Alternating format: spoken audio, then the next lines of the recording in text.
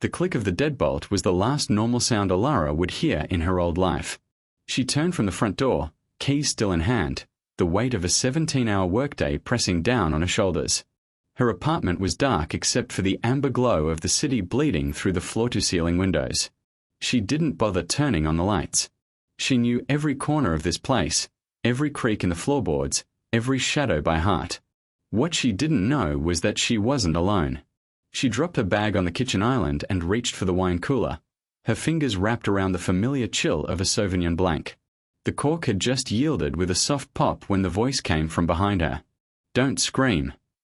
The glass slipped from her hand, shattering against the marble counter. White wine ran in rivulets across the granite, dripping onto the floor in slow, deliberate drops. She didn't move. She couldn't. Her body had already decided that stillness was her only prayer. "I said don't scream," the voice repeated. Calm. Almost bored. That wasn't a suggestion. That was a kindness. Alara's hands gripped the edge of the counter so hard her knuckles turned white. She could feel him behind her. Not hear him, feel him. The air had changed. It was heavier now, charged with something electric and terrible. Turn around. Slowly. She obeyed because there was no other option. Her legs moved on their own, carrying her in a half-circle until she faced the man who had come to kill her. He was taller than she'd expected, broad-shouldered but lean, dressed in dark clothing that absorbed the city light. His face belonged in a different context, maybe a magazine, maybe a film, maybe anywhere but here in her kitchen with death hanging between them. Sharp cheekbones, eyes the color of gunmetal, a mouth that looked like it had forgotten how to smile. He held a gun. Of course he held a gun. But it wasn't pointed at her. It rested at his side, loose in his grip, as if he'd already decided this was a formality. "You're Alara Vance," he said. Not a question.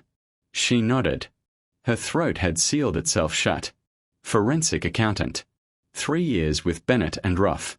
6 months ago, you were brought in to audit Meridian Holdings. Another nod. This time her chin trembled. You found something you shouldn't have. She knew exactly what he meant. Meridian Holdings was a shell. A beautiful, complicated, layered shell designed to look like a legitimate investment firm. But Alara was good at her job. Too good. She'd followed the money through 17 different accounts across 4 countries. She'd found the pattern hiding beneath the pattern.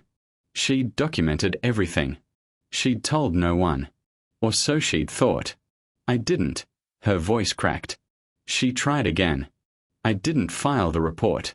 It's still on my laptop. I haven't shown anyone. I know. He said it simply, without cruelty. That's not how we found you. Then how? The question must have shown on her face because he answered it without being asked. Your assistant. The one you confided in. The one you told to keep quiet until you figured out what to do. Rachel. Sweet, nervous Rachel who brought her coffee every morning and took notes in a binder covered in cat stickers. Rachel who'd looked at her with wide eyes when Alara had whispered that something was wrong at Meridian, that she needed time to verify before she ruined anyone's career. Rachel had sold her for money. Or maybe for fear. Maybe both. The tears came then. Not for herself, not yet, but for the betrayal. For the ordinary cruelty of a world where a girl with cat stickers could sign a death warrant over Laddies. Please. The word escaped before she could stop it. I have a mother. She's sick. I'm all she has. Please, I'll disappear. I'll never say anything. I'll. Stop. The word cut through her panic like a blade. She swallowed the rest of her pleas, choking on them. I know about your mother, he said. I know about the clinical trials. I know about the experimental treatment you've been paying for out of pocket. I know you work 17 hours because you're too proud to let her die. How? How could he know these things? She wanted to ask, but her voice had abandoned her again. He moved then, finally. Not toward her, away. He walked to her windows and looked down at the city, his back to her. It was such a strange gesture of trust that it almost broke something in her. He was giving her a chance to run, to grab something, to fight. And she couldn't do any of it. She was frozen in place by the sheer impossibility of the moment. "There are two ways this goes," he said to the window. His reflection stared back at her, ghost-like in the glass. "The first way, I do what I was sent here to do. I finish this. I walk out. Tomorrow morning, your mother gets a call that no parent should ever receive. And somewhere in this city, Rachel collects a bonus that will let her sleep very well at night." Alara's legs gave out. She caught herself on the kitchen island, sliding down until she was crouched on the wet floor, surrounded by broken glass and the sharp smell of wine. "The second way," he continued, still not looking at her, "is that we both pretend this conversation never happened." She stared at his back, uncomprehending. "I've been in this life for 12 years, he said quietly. 12 years of hotel rooms and aliases and cleaning up messes that other people made. I don't remember the last time someone looked at me like I was human. I don't remember the last time I looked in the mirror and saw anything but a tool." He turned then. His face was different in the low light. Softer. More tired. Like a man who had been carrying something too heavy for too long. "They're watching," he said. "Not here. Not now. But they're always watching eventually. I disappear for too long. They send someone else. I come back without proof. They ask questions I can't answer. So here's the truth of it. I need you to be dead." The words hit her like physical blows.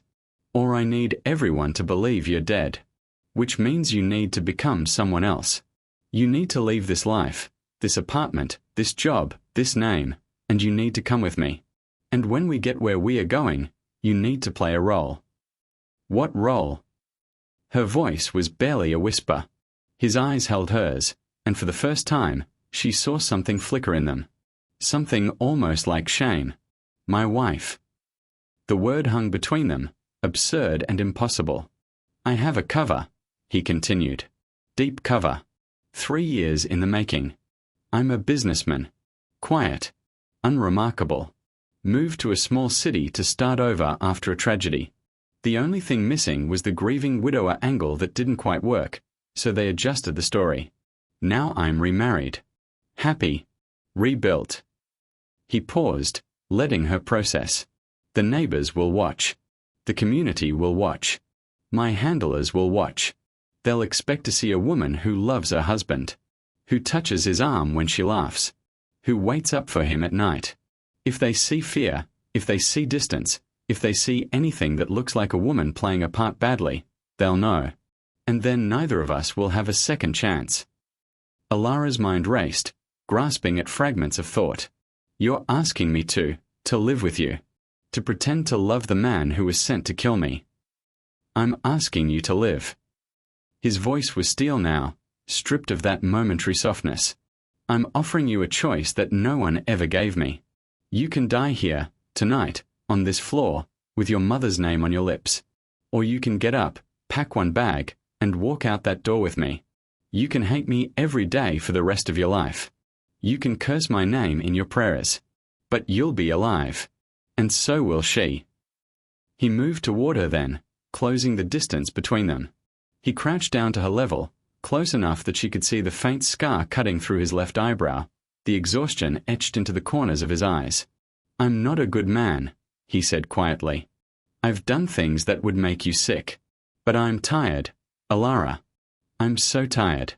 And when I looked at your file, when I read about your mother, about the hours you work, about the way you've never taken a vacation in 4 years because every dollar goes to keeping her alive, I saw something I haven't seen in a long time." He reached out, slowly, giving her time to flinch away. She didn't. His fingers brushed a strand of hair from her face, tucking it behind her ear with a gentleness that made no sense. "I saw someone worth saving." The tears came again, but different this time. Hotter. Harder. She didn't know if she was crying for the life she was losing or the impossible bargain being offered or the strange, terrible kindness in this killer's eyes. "I don't even know your name," she whispered. "Kale," he said. "My name is Kale." She looked past him, at her apartment, her sanctuary, her carefully built world. The photos on the bookshelf, her mother at her college graduation, beaming with pride. The painting on the wall that she'd bought from a street artist in Paris on the only trip she'd ever taken. The throw blanket on the couch that her mother had knitted during her first round of chemo.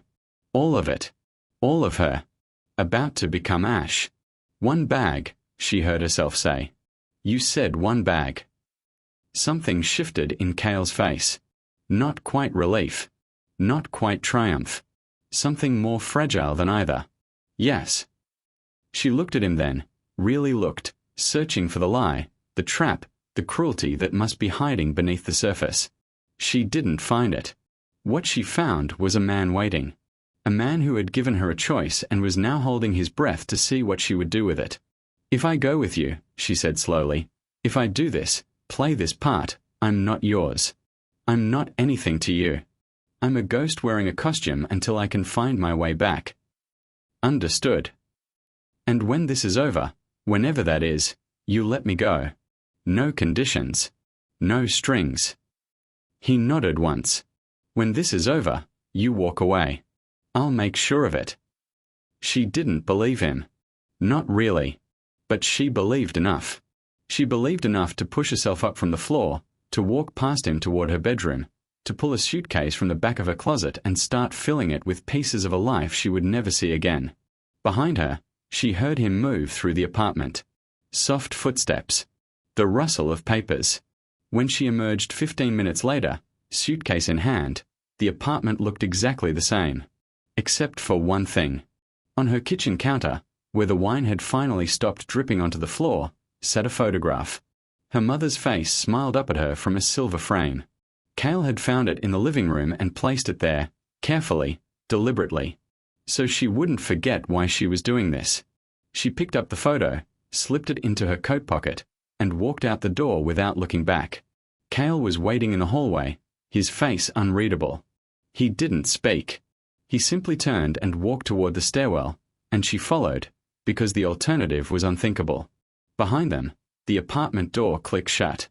Ahead of them, a new life waited. A lie wrapped in a wedding ring. A performance that would determine whether she lived or died. And somewhere in the darkness between floors, Alara realized she had just put her life in the hands of the only man in the world who had ever been sent to take it. The house was a colonial revival on a street lined with maple trees and the kind of quiet that only existed in places where nothing was supposed to happen. Alara stood in the driveway with a single suitcase, watching Cale unlock the front door as if he'd done it 1,000 times before. He probably had. The porch swing creaked gently in the morning breeze. A neighbor 2 houses down was watering petunias. Somewhere a dog barked once and fell silent. It was the most terrifying place she had ever been. Coming. Cale held the door open, waiting. His face gave nothing away. She walked past him into her new prison. The inside was furnished in what she could only describe as generic comfort. Beige couches. A television that was too large for the entertainment center. Kitchen appliances that gleamed like they'd never been used. Photographs on the mantel. Photographs that made her stop breathing. There she was. Smiling. Her arm linked through Cale's. Both of them standing in front of a mountain range she'd never visited. How? Photoshop, he said quietly. Good enough for casual glances. Don't let anyone look too close. She moved to the mantel, picking up a framed image of them at what appeared to be a wedding. She wore white. He wore a tuxedo. They looked happy. They looked in love. They looked like 2 people who had chosen each other. Who took these? A man named Cyrus. He's the only one who knows the full truth. He's also the only one who can get us out if things go wrong. Us. She turned to face him. There's an us now. Cale met her eyes. There has to be. For them to believe it, we have to live it. Every day. Every moment. You can't just play the part when someone's watching. You have to become it when no one is. Because the ones who are really watching, the ones who matter, they don't announce themselves. They watch from the shadows. They watch when you think you're alone. She wanted to argue. She wanted to scream. Instead, she nodded, because he was right and she hated him for it. The first week was a masterclass in survival. Cale established their routine with military precision. Mornings, he made coffee, black for him, with cream and 1 sugar for her, a detail she hadn't told him but he'd somehow learned. He left for work at exactly 7:45, kissing her cheek at the door because the windows faced the street and the neighbors noticed everything. She stayed inside. She wasn't a prisoner.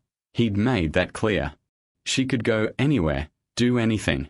But she had no identification, no money that couldn't be traced, and no idea who might be watching. So she stayed inside, wandering from room to room, touching things she didn't own, living a life that wasn't hers. At night, he came home. They ate dinner together at the small kitchen table because the dining room felt too formal, too much like a stage. He asked about her day. She asked about his. They spoke like strangers learning a foreign language, stumbling over words that should have come easily. And every night, before bed, she retreated to the guest room, her room. She'd claimed it on the first night, and locked the door. She'd lie awake, listening to the house settle, listening for footsteps that never came, waiting for the moment when the performance would end and the killing would begin. It never did. The second week, she started watching him. Not the way a prisoner watches a guard. The way a student watches a teacher. The way a woman watches a man she doesn't understand. She noticed things. He read. Not newspapers or thrillers or the kind of paperbacks men in his line of work might favor. He read poetry. Old poetry. Neruda and Rilke and a tattered collection of Mary Oliver that looked like it had been read so many times the spine was held together by tape. She found it on the coffee table one afternoon, left open to a page marked by a receipt. The poem was about wild geese, about letting the soft animal of your body love what it loves, about the world offering itself to your imagination. She read it 3 times, trying to reconcile the words with the man who'd held a gun to her back. You like her? She spun around. Cale stood in the doorway, home hours early, his tie loosened and his sleeves rolled up. She hadn't heard him come in. I wasn't snooping. It was just open. He walked past her, picked up the book, and held it for a moment like something precious. My mother gave me this. Before she died. She said poetry was the only thing that kept her human when the world tried to make her hard. What happened to her? She got sick. There was nothing anyone could do. He looked at Alara, and for a moment the mask slipped. I was 17. I couldn't save her. I've been trying to save things ever since. Usually the wrong things. Usually too late. He put the book back exactly where she'd found it and walked into the kitchen to start dinner. That night, he made salmon with a honey glaze. He'd remembered her mentioning it once, in passing, during their first terrible conversation in her apartment. She'd said it was her mother's recipe. He'd filed it away and pulled it out now, weeks later, presented on a plate with roasted vegetables arranged like an offering. Try it, he said. It won't be as good as hers. But I wanted you to have something that felt like home. She took a bite. It wasn't her mother's. It was better. She hated how much she didn't hate it. The third week, the mail arrived with her name on it.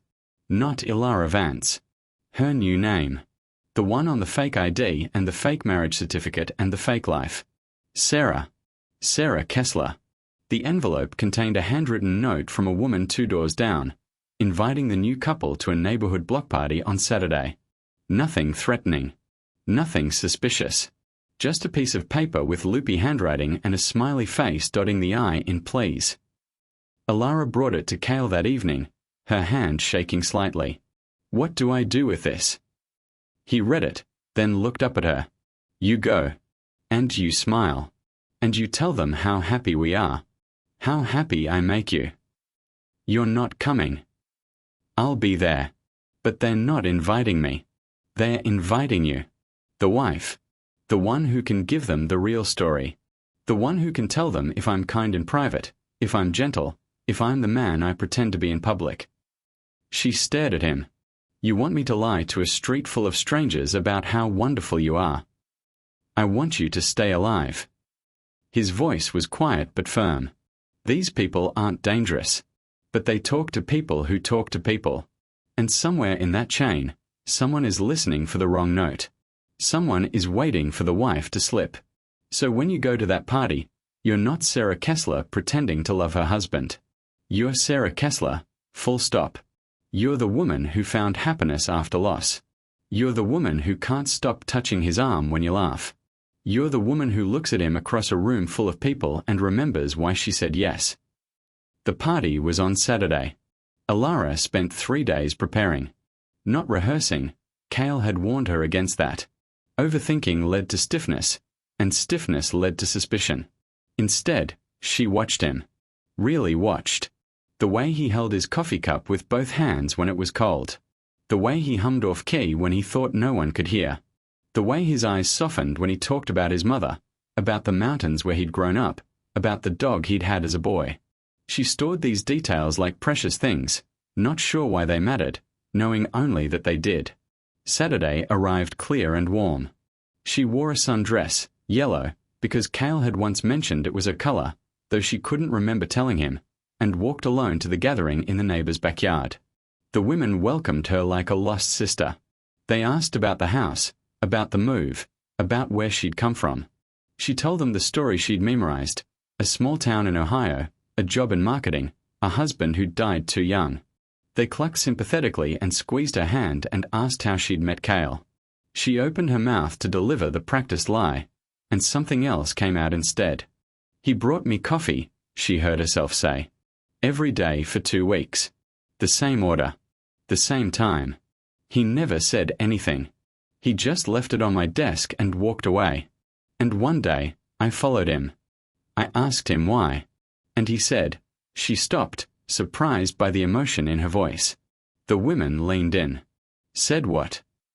Alara looked across the yard. Cale had just arrived, accepted a beer from a neighbor, was nodding at something someone said. He looked uncomfortable. He looked like a man who'd rather be anywhere else. She smiled. A real smile.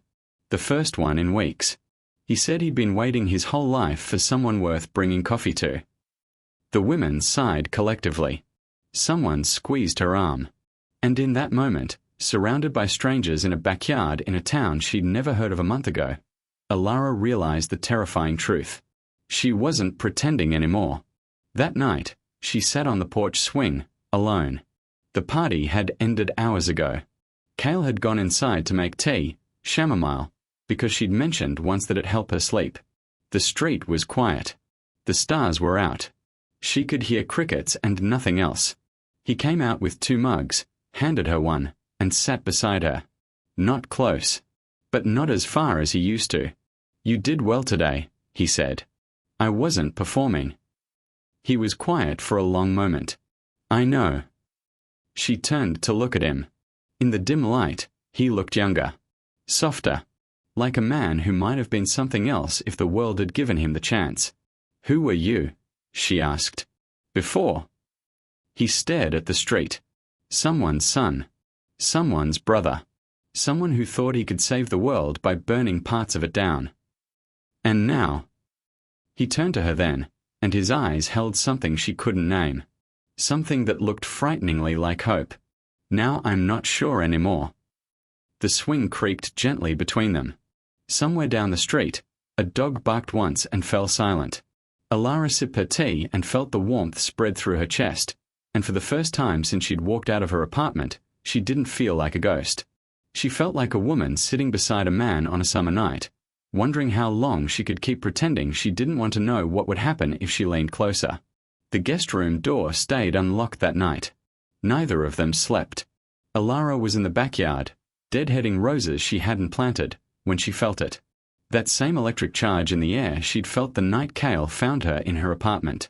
The feeling of being watched by something that didn't wish her well. She looked up. He stood at the corner of the house, half hidden by the shadow of the garage. Tall. Thin.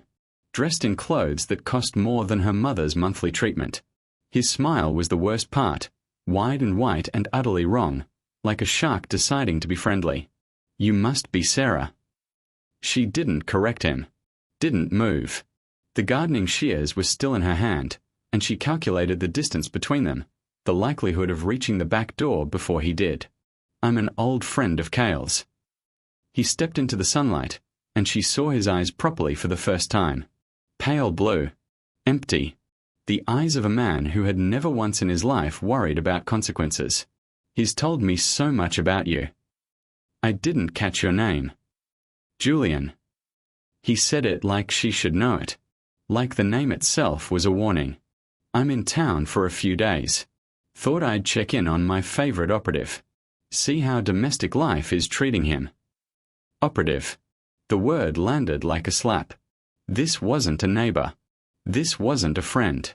This was the thing Cale had warned her about. The watching. The listening.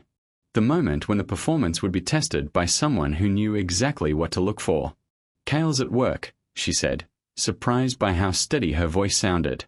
He should be home around 6. Can I tell him you stopped by? Julian moved closer.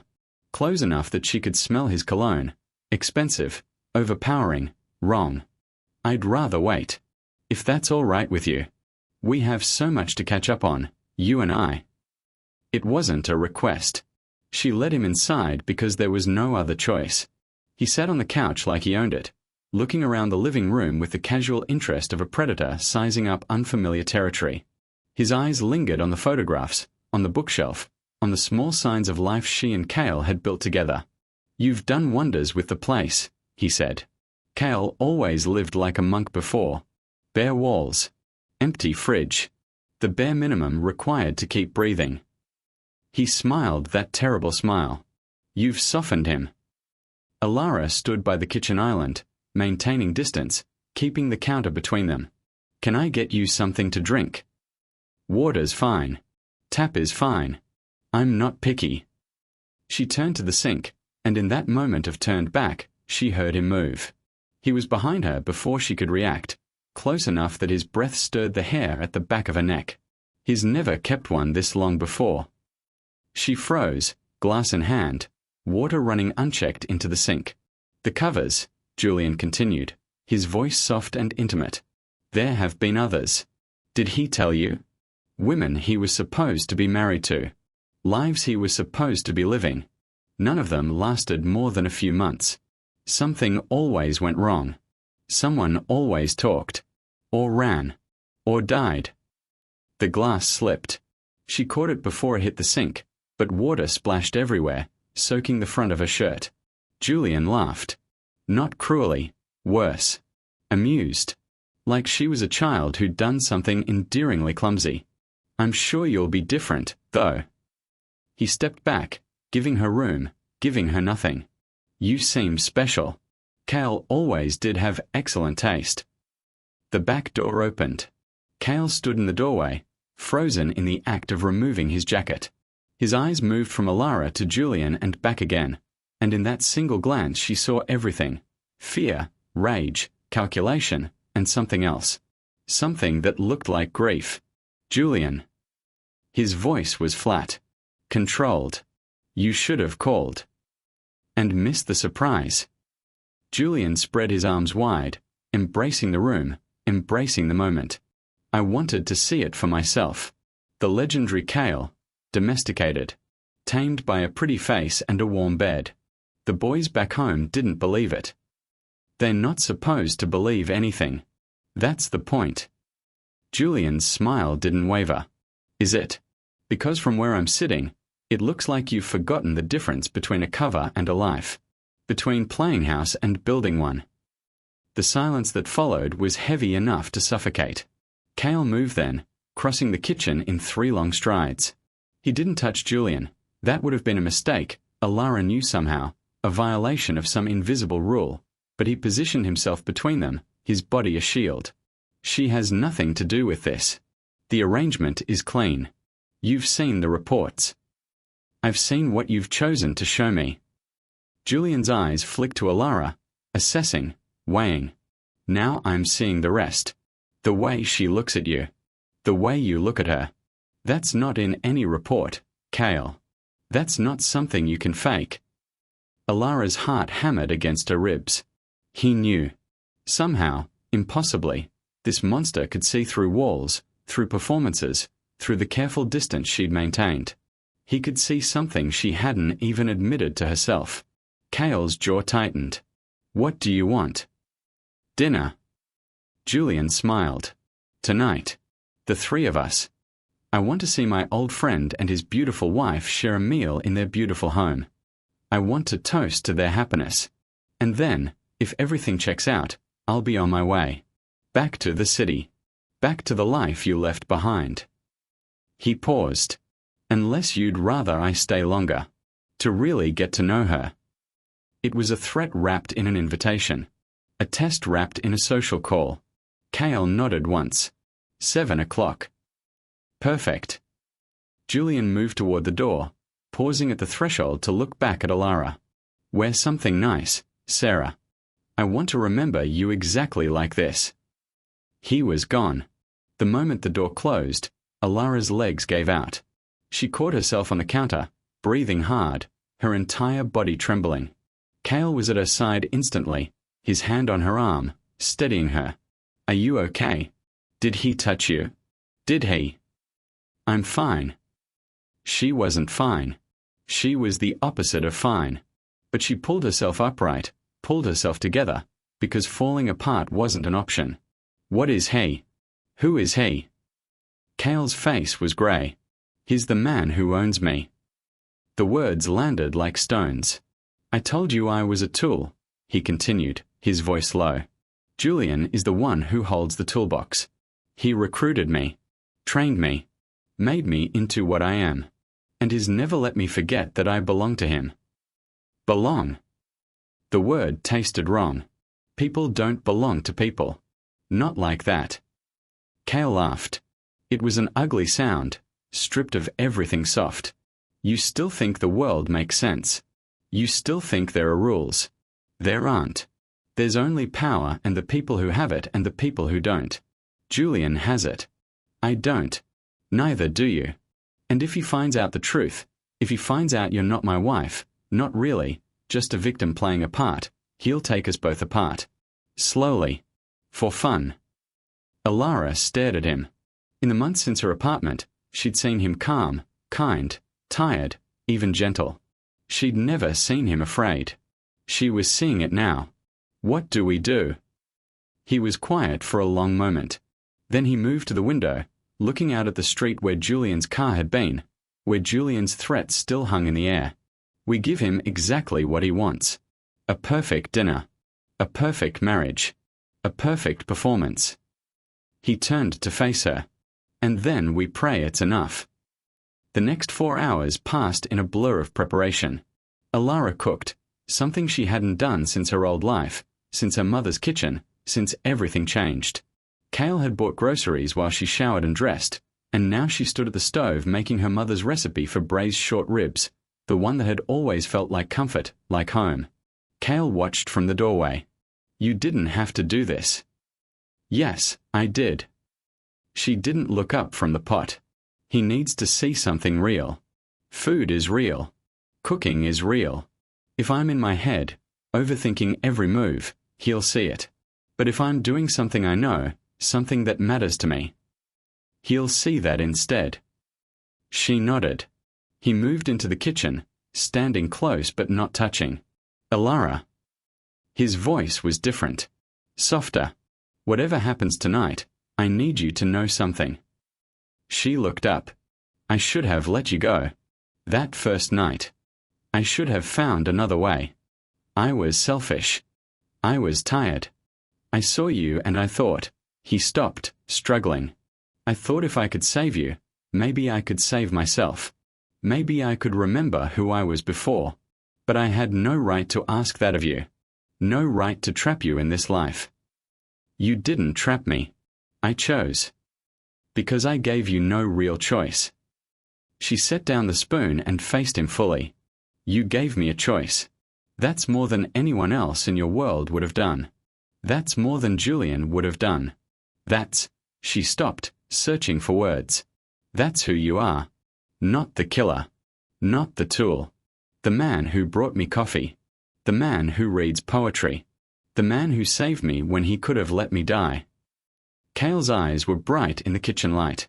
I don't know how to be that man. I've forgotten how. Then we'll figure it out together. The words hung between them, heavy with meaning neither of them was ready to examine. Then the doorbell rang, and the performance began. Dinner was a masterclass in survival. Alara played her role perfectly, attentive, loving, slightly shy in the presence of her husband's intimidating friend. She touched Cale's arm when she laughed. She finished his sentences. She looked at him the way she'd seen women look at men in movies, in magazines, in the secret places where love lived. Julian watched everything. He asked questions about their meeting, their wedding, their plans for the future. He watched her face when Cale spoke, watched Cale's hands when they reached for hers. He was looking for the crack, the flaw, the lie. He didn't find it. What he found instead was something Alara hadn't planned. Something she couldn't control. When Cale talked about their future, about the garden they'd plant in the spring, about the dog they'd adopt, about the life they were building, she didn't have to pretend to smile. The smile came on its own. The warmth came on its own. The feeling that rose in her chest when he squeezed her hand under the table came from a place she'd locked away months ago. By the time Julian left, pressing a kiss to her cheek that made her skin crawl, she knew the truth. She wasn't pretending anymore. That night, after the door closed and the locks turned and the silence settled around them like a blanket, Cale found her on the porch swing. He sat beside her without speaking. The stars were out. The street was quiet. Somewhere in the darkness, Julian was driving away, taking his suspicion and his threat with him. For now. He'll be back, Cale said quietly. He's not convinced. He'll never be convinced. Not completely. Then what do we do? Cale was quiet for a long moment. When he spoke, his voice was different. Resolved. We stop running. We stop hiding. We find a way to end this. She turned to look at him. How? He met her eyes, and in them she saw something new. Something fierce. Something that looked frighteningly like hope. Together. The words settled between them, small and fragile and impossibly precious. Alara reached out, slowly, and took his hand. He didn't pull away. Neither of them spoke. Neither of them needed to. For the first time since her apartment, since the gun and the choice and the long drive to nowhere, Alara felt something she'd forgotten was possible. She felt safe. And in that feeling, terrifying and wonderful and utterly unexpected, she realized she had stopped counting the days until she could leave. She had started counting the days she had left. 3 weeks passed like water through fingers. Julian didn't return, but his presence lingered like smoke in every room. Alara found herself checking over her shoulder on quiet afternoons. Cale slept less, his eyes shadowed with exhaustion and something else, something calculating that she didn't dare question. Then the envelope arrived. No return address. No postmark that made sense. Just a plain white envelope shoved through the mail slot on a Thursday morning while Cale was at work. Alara opened it with trembling hands. Inside, a single photograph. Her mother, sitting in a wheelchair outside a treatment facility, wrapped in the blanket Alara had given her years ago. She looked thinner than Alara remembered. Frailer, but alive. Still alive. Below the photograph, typed on a strip of white paper, "She asks about you every day." Such a devoted daughter must miss her mother terribly. Alara didn't remember calling Cale. Didn't remember the phone ringing or her voice speaking or any of the moments between finding the photograph and hearing his key in the lock.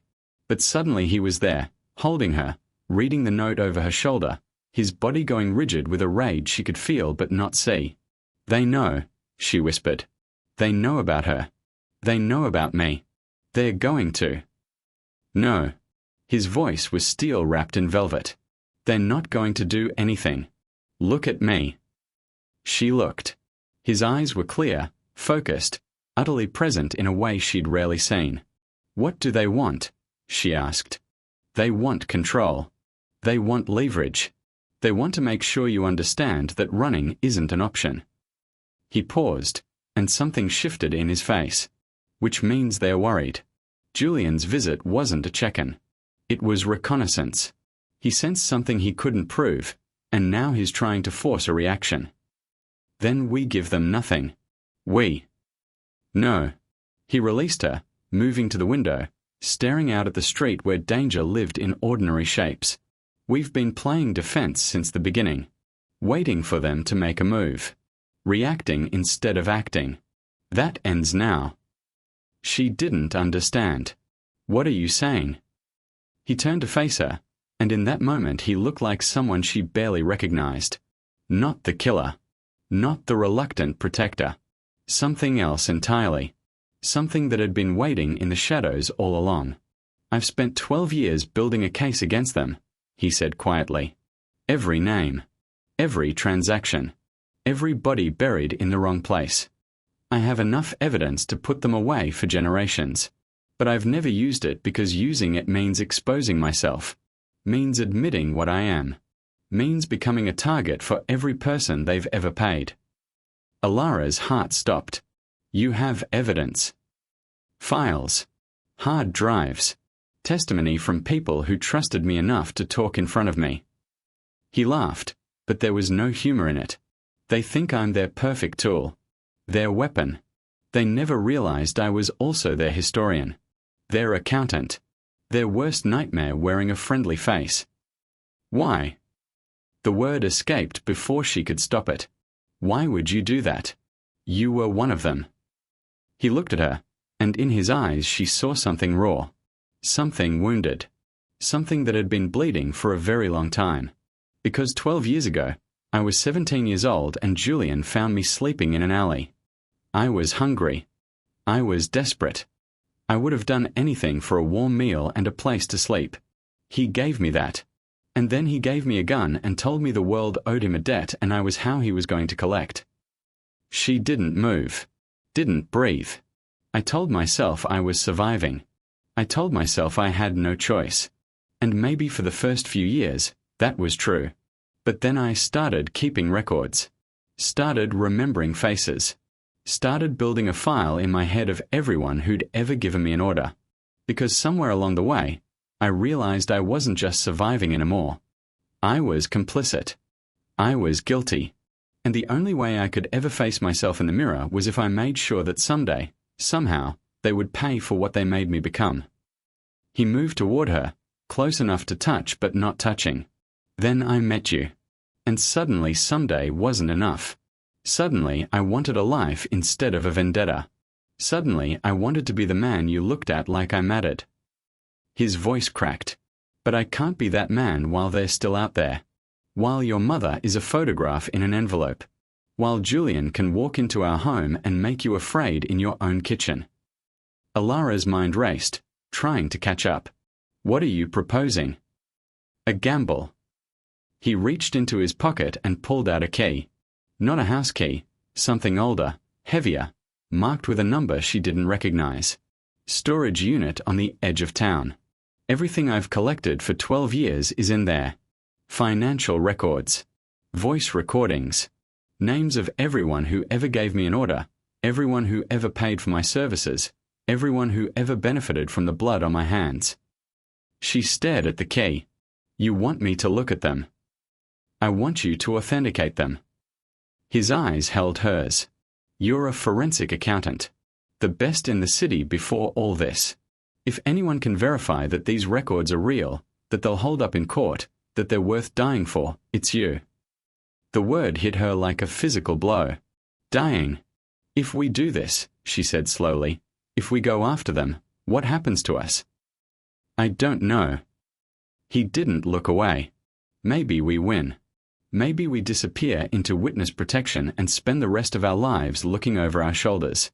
Maybe Julian finds us first and finishes what he started. Or maybe," he stopped. "Maybe what? Maybe we finally get to find out who we are when we are not running. When we are not hiding. When we are not playing parts someone else wrote for us." The silence stretched between them, heavy with possibility. Alara looked down at the photograph in her hand. Her mother's face. Her mother's life. Hanging in the balance because of choices Alara had made. Choices she'd never had. Choices that had led her here, to this moment, to this man with the key to everything. "If I do this," she said quietly, "if I look at these files, I need something from you. Anything. I need the truth. All of it. No more protecting me from the worst parts of yourself. I need to know who you were. What you did.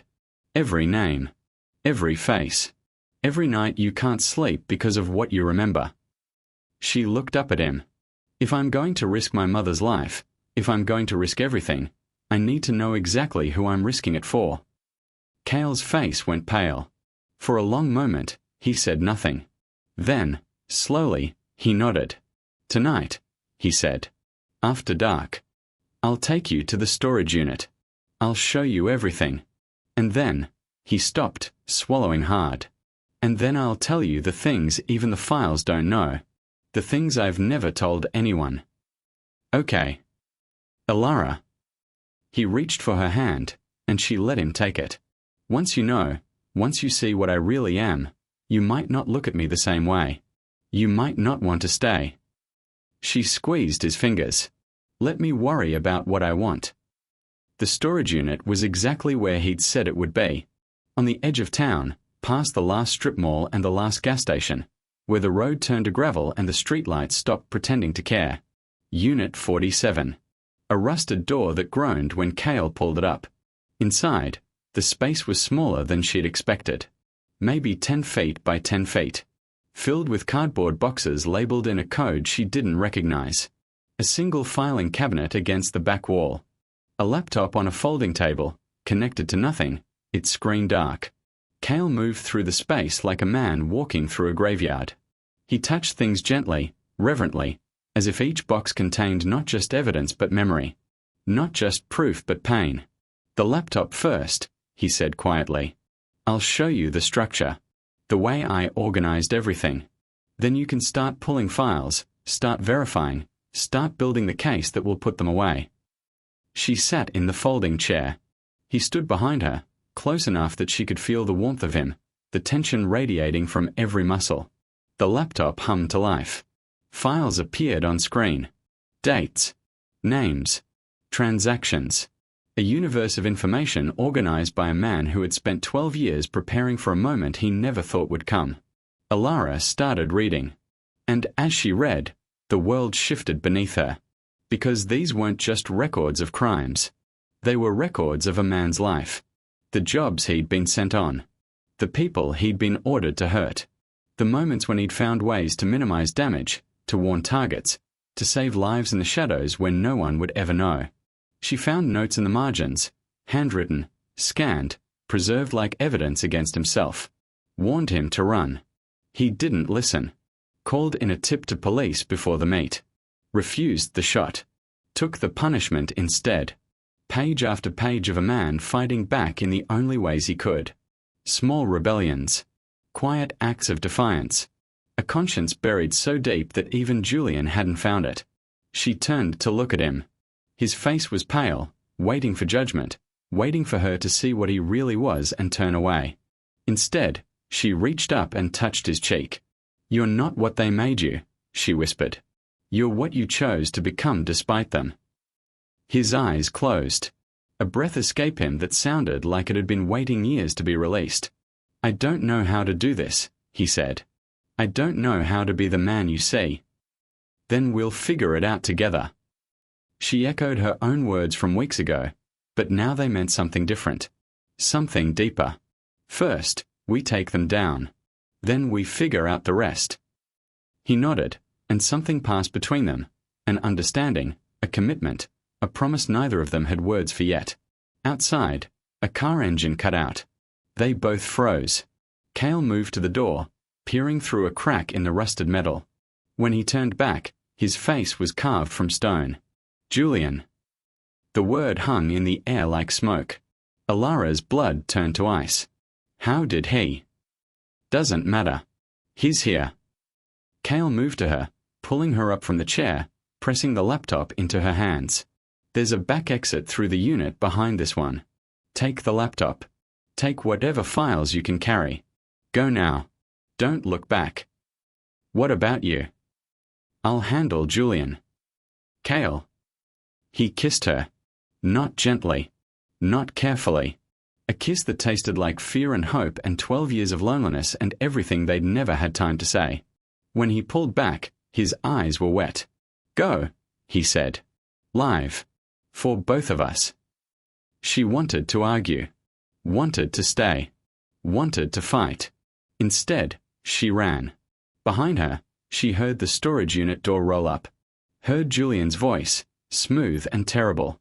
Heard Cale's response, calm and steady and full of lies she prayed he could sell.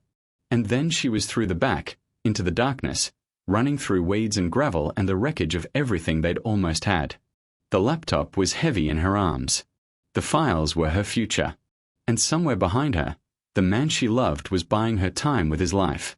Alara ran until her lungs burned and her legs screamed and the storage unit was nothing but a memory behind her. She found a motel. The kind that rented by the hour and asked no questions. Paid cash. Locked the door. Sat on the floor with her back against the wall and the laptop open on her knees, waiting for a call that might never come. Hours passed. The sun set. The neon sign outside flickered pink and blue against the thin curtains. Her phone remained silent. She worked because working was the only thing that kept her from falling apart. She cross-referenced files. Verified transactions. Built a case so airtight that even the most corrupt judge couldn't ignore it. Every name she documented was a prayer. Every number she confirmed was a promise. Live, he'd said. For both of us. She would live. But she would also make them pay. Dawn broke grey and indifferent through the motel windows. Alara hadn't slept. Couldn't sleep. Every creak of the floorboards outside her door sent her heart into her throat. Every passing car was Julian coming to finish what he'd started. At 7:43 a.m., her phone rang. She didn't recognize the number. Answered anyway. Alara Vance. A woman's voice. Official. Calm. This is Agent Patricia Chen with the FBI's Organized Crime Division. We have your husband. The words didn't make sense. Husband. She didn't have a husband. She had a cover. A performance. A man who'd kissed her like goodbye and sent her running into the dark. Is he? He's alive. Wounded but alive. He gave us quite a story. Took us most of the night to verify any of it. A pause. We'd like you to come in. Bring whatever you have. He said you would. Alara's hand trembled against the phone. He's really alive. He's really alive. And he's really asking for you. Says you'll know what that means. She did. Of course she did. After months of pretending, after weeks of truth, after a kiss that had tasted like the end of everything, she knew exactly what it meant. He was asking her to come. Not Sarah. Not the cover. Not the wife he'd been ordered to create. Her. Alara. The woman he'd saved. The woman he'd loved when he wasn't supposed to love anything. The woman who now held his future in a laptop on a motel room floor. I'll be there, she said. Tell him I'm coming. The FBI field office looked nothing like it did in movies. No dramatic lighting. No heroic music. Just fluorescent buzz and beige walls and the exhausted faces of people who'd worked through the night on something they didn't fully understand. Agent Chen met her at the door. Mid-40s. Sharp eyes. The kind of face that had seen too much to be surprised by anything. He's in recovery, she said, leading Alara through a maze of corridors. 2 gunshot wounds. 1 through the shoulder, 1 through the side. He'll live. The doctors say he's lucky. Lucky. Alara almost laughed. The man who'd been sent to kill her, who'd spent 12 years as a weapon, who'd faced Julian in a storage unit and somehow survived. Lucky wasn't the word she would have chosen. What happened to Julian? Agent Chen's expression didn't change. Julian Rai is in custody. Along with 17 other individuals she paused, searching for the right word. Along with 17 other individuals Cale helped us identify. It's the biggest takedown this division has seen in a decade. They stopped outside a door with a small window. Through the glass, Alara could see a hospital bed, monitors, the still shape of a man who looked smaller than she remembered. He can't know I'm here yet, Agent Chen said quietly. But I need you to understand something before you go in. The evidence you provided is solid. It's going to put these people away for a very long time. But Cale's cooperation, his testimony, that's what made the difference. He gave us everything. Names. Dates. Locations. He burned his whole world down to build this case. Why? Agent Chen looked at her for a long moment. He said to tell you something. Said you'd understand. She paused.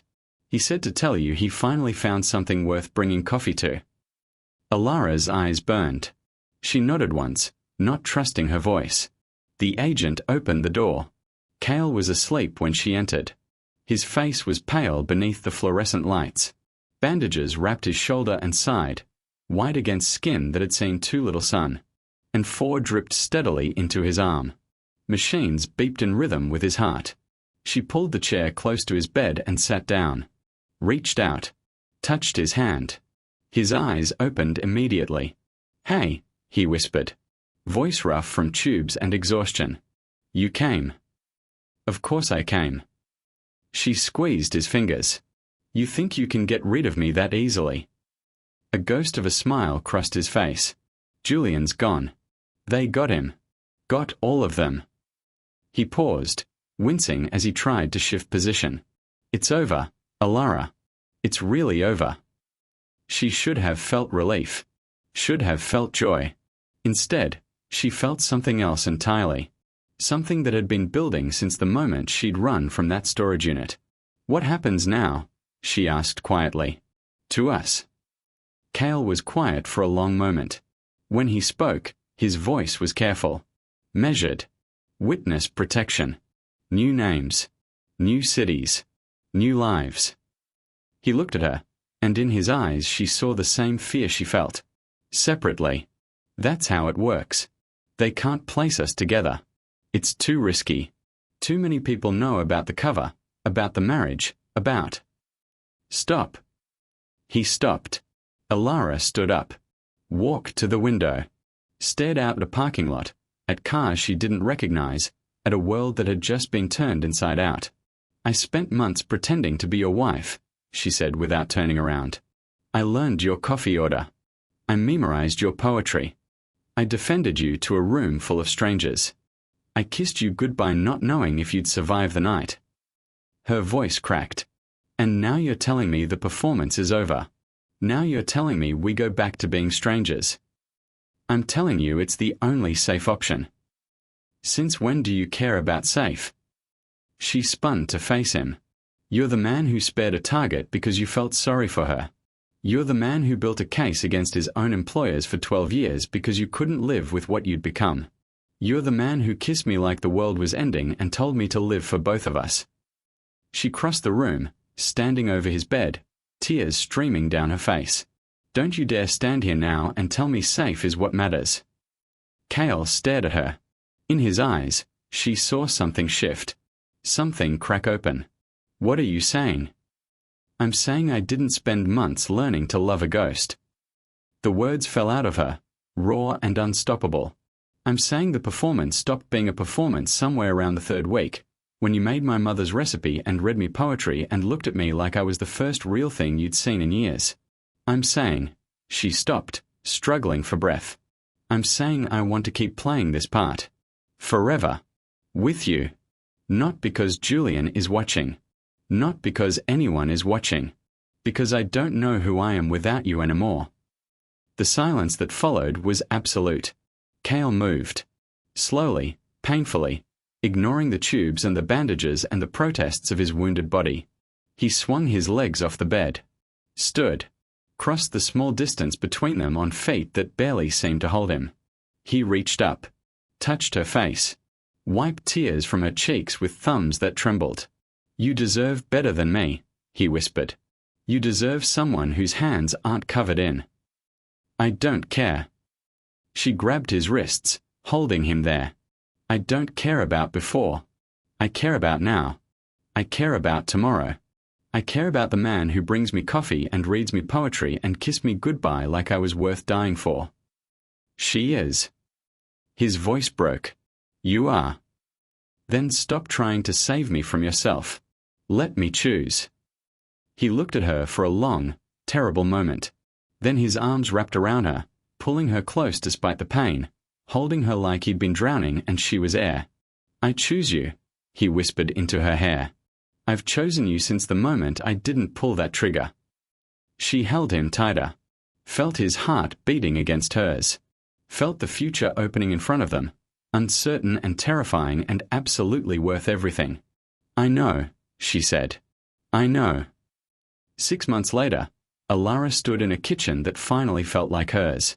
Different city, different name, different life, but the same coffee maker, the same poetry on the shelf, the same man walking through the door at the end of the day, tired and real and entirely hers. Cale dropped his keys in the bowl by the door, crossed the room, kissed her like he'd been gone for years instead of hours. "How was your day?" he asked. She smiled. Quiet. Normal. Perfect. He laughed, a real laugh, the kind that had been coming easier lately, the kind that sounded like healing. Quiet and normal. Who would have thought we'd end up here? She looked around the kitchen. At the photographs on the wall, real ones now, of places they'd actually been, of smiles that weren't performances. At the book on the coffee table, open to a page about wild geese and soft animals and the world offering itself to your imagination. At the man beside her, who'd once been sent to kill her and had chosen instead to save her. "I would have," she said quietly. "I think some part of me always knew." He pulled her close. They stood there in the kitchen of their quiet, normal, perfect life, holding each other as the sun set outside their windows. No more performances. No more covers. Just two people who'd found each other in the wreckage of someone else's war and decided, together, to build something new. Outside, the world kept turning. Somewhere, justice kept working. But in this kitchen, in this moment, there was only them. And it was enough. It was more than enough. It was everything.